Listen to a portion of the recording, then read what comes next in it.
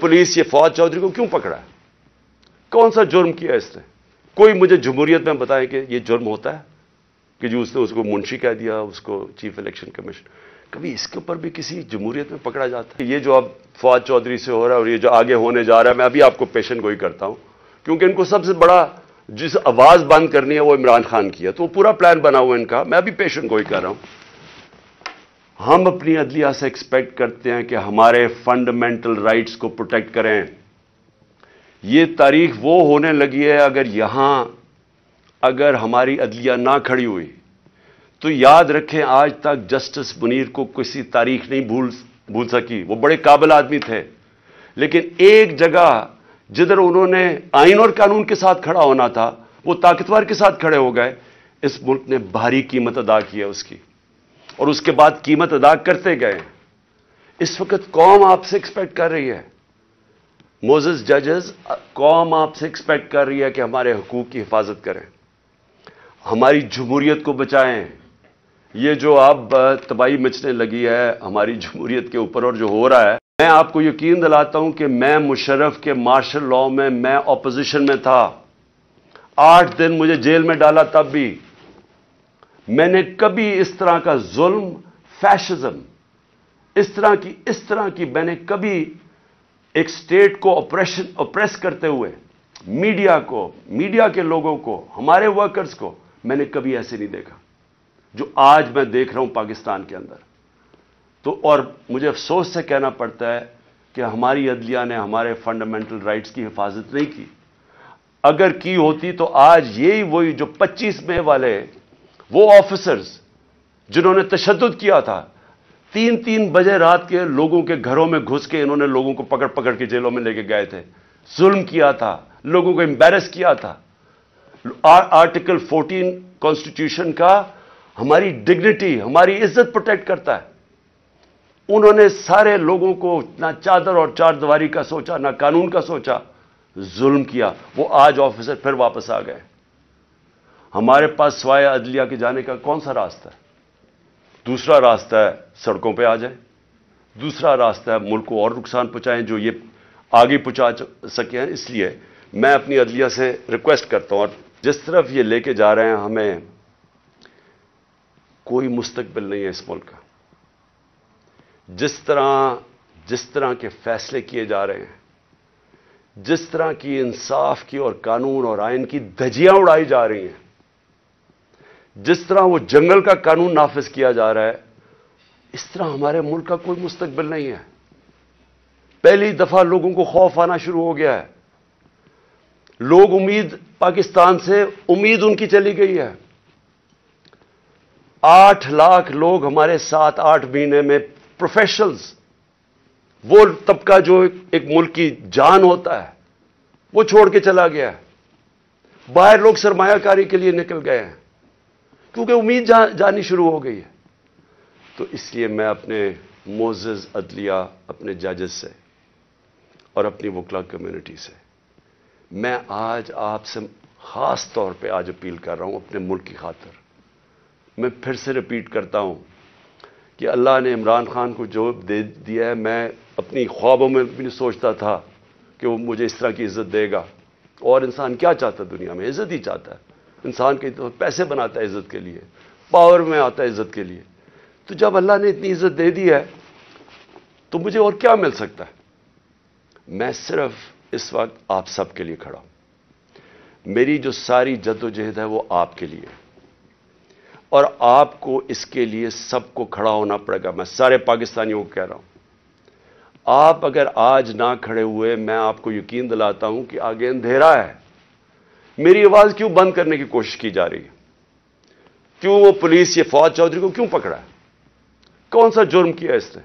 कोई मुझे जमहूरियत में बताए कि ये जुर्म होता है कि जो उसने उसको मुंशी कह दिया, उसको चीफ इलेक्शन कमीशन? कभी इसके ऊपर भी किसी जमहूरियत में पकड़ा जाता है? आजम स्वाति का क्या कसूर था? क्या उसने कह दिया कि जनाब एक्स आर्मी चीफ ने NRO 2 दे दिया?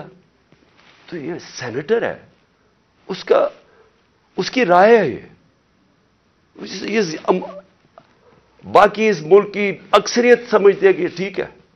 उसको नंगा करके, तशद्दुद करके, फिर वो गंदी वीडियो اور پھر اس کو پکڑ لیا, 30 FIR کاٹ دی. شہباز گیل, ارشد شریف, جو ارشد شریف کی خبریں آتی ہیں کہ کس طرح اس سے کیا گیا, کیا بچہ بچہ جانتا ہے پاکستان میں کہ ارشد شریف جیسا خوددار, دیانتدار, کریڈیبل, ایک محب وطن شاید ہی کوئی صحافی آیا ہو, اس سے جو کیا ہے. اور یہ جو میرے اوپر قاتلانہ حملہ کس لیے کیا گیا, میں نے کون سا جرم کیا تھا, اور اس کے اوپر ابھی میں آتا ہوں جب میں باقی چیزیں بھی آپ کو سامنے رکھتا ہوں. لیکن میں آج اپنی قوم کو کہہ رہا ہوں کہ دیکھیں, آپ کا مستقبل آپ کے ہاتھ میں ہے. آپ ہیں اللہ کے بعد اس ملک کے وارث. آپ کو اپنی تقدیر اپنے ہاتھ میں لینی پڑے گی. یہ میرا وعدہ ہے کہ جب تک میں زندہ ہوں میں اس ملک کے لیے سٹرگل کروں گا. میں کیوں سٹرگل کروں گا؟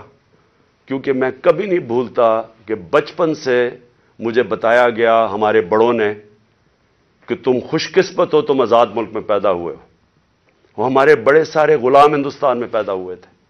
بچپن سے یہ ہمارے میں ڈالا گیا کہ یہ کتنا خوش قسمت سارے ہم ہیں, میری جنریشن, کہ ہم تو ایک آزاد ملک میں پیدا ہوئے. میں کبھی بھی جب دنیا میں باہر گیا, کرکٹ کھیلی, بڑا ٹائم گزارا ہے, پروفیشنل کرکٹ کھیلتا تھا, کبھی میرے ذہن میں یہ نہیں آیا کہ میں پاکستان کے علاوہ کسی اور ملک میں رہ سکتا ہوں. اور میں ابھی بھی جتنی میری باقی زندگی ہے اس ملک کے لیے, میں آپ کو یقین دلاتا ہوں کہ نہ مجھے کوئی جیل سے ڈر ہے. موت میں نے اپنے اتنے قریب سے دیکھی ہے کہ اتنے قریب سے دیکھی ہے. مجھے پورا اللہ پہ اعتماد ہے. میں لا الہ الا اللہ پہ ماننے والا انسان ہوں. جب اس کا فیصلہ ہوگا, قرآن شریف کے اندر آپ پڑھ لیں, آپ نہ آگے ہوتا ہے ٹائم نہ پیچھے ہوتا ہے. اس لیے مجھے کوئی فکر کسی کی نہیں ہے, اور مجھے کوئی یہ جو ہر وقت جیل لے کے جانے لگے ہیں, مجھے اس سے کوئی فکر نہیں ہے. اور نہ ہی میں آپ سب کو کہتا ہوں, آپ کو یہ جیل سے ڈرنا نہیں چاہیے. جیل کا ڈراوے, جی جیل میں ڈال دیں گے, ڈال دیں جیل میں, کتنوں کو ڈالیں گے.